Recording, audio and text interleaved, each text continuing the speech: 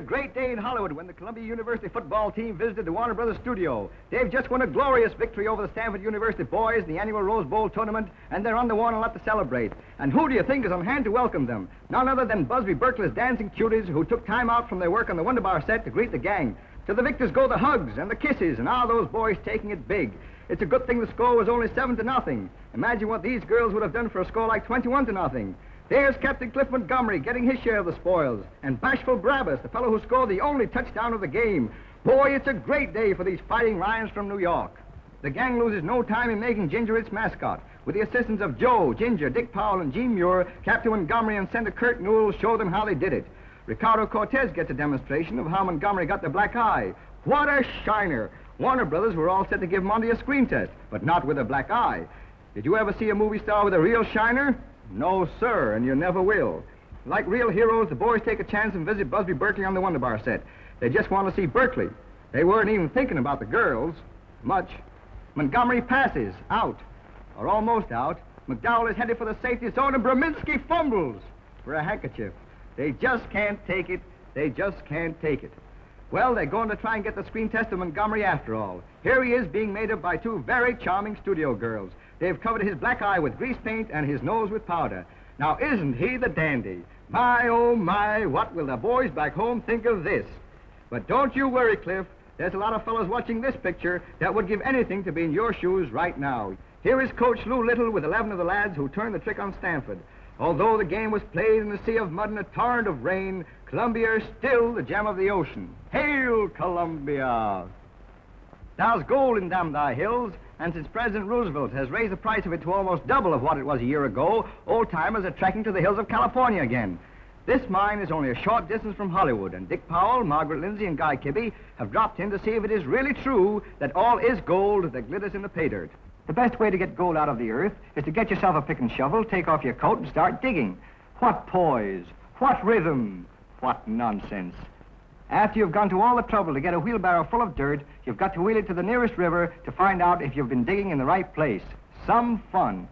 It doesn't cost much to start a gold mine. All you need is a few sticks of wood, a couple of nails, your grandmother's wash tub, and a big garbage pail, and you're in business. This mine goes 70 feet straight down into the earth. A few miles from here, a fellow started digging a hole like this in January, and after months of hard labor, he found he had dug his way right into Mae West Boudoir. You see, success comes easy to some folks. With a good-looking girl like Margaret Lindsay on the job, it's surprising these boys can keep their minds on their work. But Guy Kibbe's wife has ordered a new ermine wrap, and he has to keep digging, or else. That contraption Dick Powell is rocking is called a cradle. As he throws the water over the dirt, the stones and sand are washed away, and the gold falls through the wire screen onto a little ledge. The next step is panning, and here's where grandmother's wash tub comes in handy. After a hard day's work, you might get enough gold to fill the cavity the dentist warned you about, if you're lucky. Well, anyhow, these tenderfeet have at least worked up an appetite, and they're going to enjoy a big lunch of roasted frankfurters, canned beans, coffee, apple pie, and nuts. Here's Joan Blondell, back before the cameras again, fully recovered from her recent illness that kept her away from the studio for over a month. She's one of Hollywood's best-loved stars, and everyone is happy to see her up and around again. What about it, Joan? I want to take this opportunity of thanking all my friends for the lovely wires and messages I received during my illness. And believe me, it's a great feeling to be back at work again. Hugh Herbert has played leads opposite many famous stage and screen stars, but for the first time in his career, he plays opposite a sheep in Merry Wives of Reno. It took months to train this sheep to follow Huey, and it's going to take months to untrain it.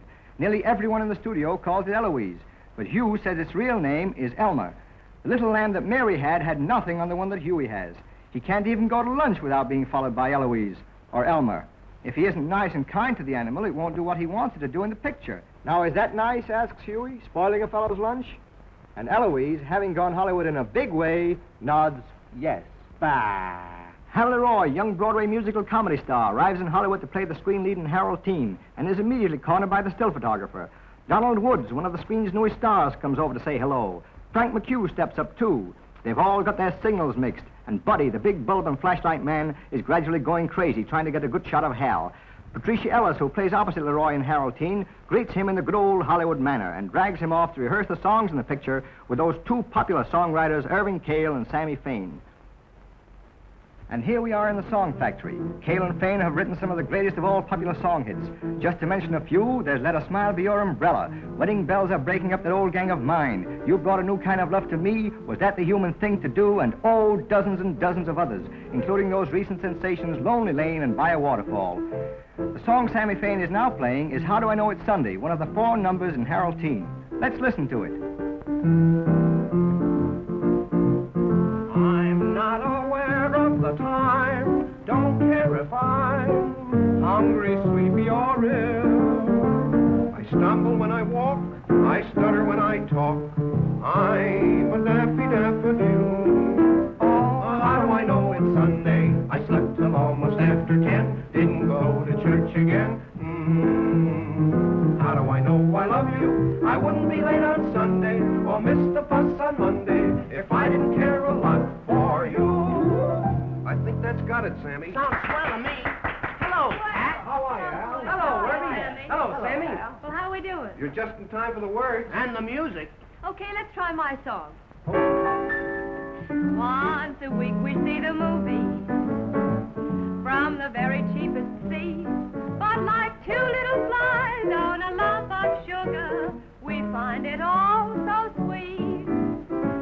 When we share a maple sundae, we consider it a treat. But like 2 little flies on a lump of sugar, we find it all so sweet. Maybe tomorrow morning I'll open up my eyes to find our dreams have all come true. But till tomorrow morning, I'm gonna be employed making love to lovely little you. Life is ever milk and honey in the moonlight when we meet. And like 2 little flies on a lump of sugar, we find it all so sweet. That was great, Pat. Great. Thank you. Now let's see you on your step. You know, the Halleroy Hop. Oh, no. Come on, Al. I don't wanna. Oh, no, I don't wanna. You know why I don't wanna? Why? Because I don't wanna. Oh, go on. All right, I will. Sammy, that Simple and Sweet number, you know? Play it Okay. one. I listen to a lonely bird. I memorized the tune I heard. To every note I wrote a word. Simple and sweet